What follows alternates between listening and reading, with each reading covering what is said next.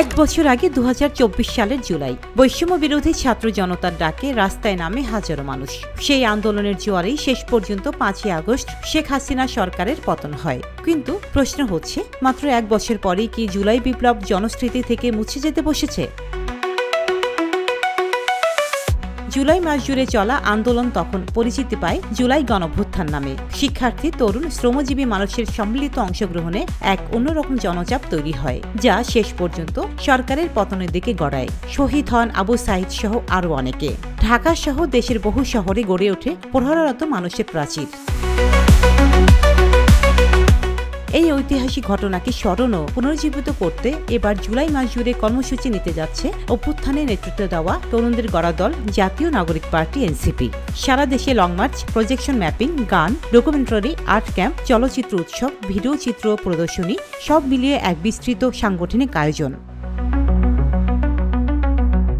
Long March শুরু হবে শহীদ আবু সাঈদের কবর থেকে, শেষ হবে ঢাকা কেন্দ্র শহীদ মিনারে মহাসমাবেশ দিয়ে। বিশেষ গুরুত্ব পাবে সেই সব শহর ও জায়গা যেগুলো জুলাই বিপ্লবের সময় প্রতিরোধের কেন্দ্র হয়ে উঠেছিল।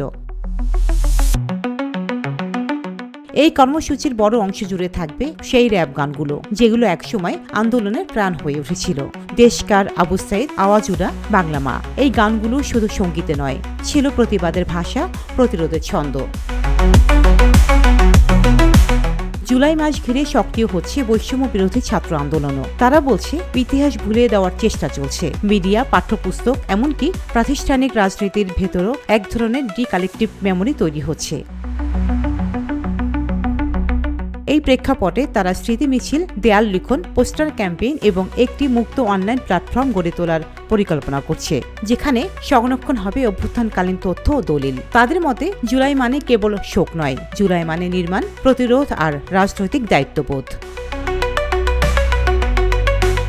এক বছর আগে এক শ্রেণীর তরুণদের আন্দোলনে কেঁপে উঠেছিল রাজপথ। এখন সেই তরুণরাই চাইছেন যেন সেই স্মৃতি শুধু স্মরণে না থাকে, বরং নতুন প্রজন্মের রাজনৈতিক চেতনায় সক্রিয় হয়ে ফিরে আসে। রোজিনা রোজি, দেশকাল নিউজ।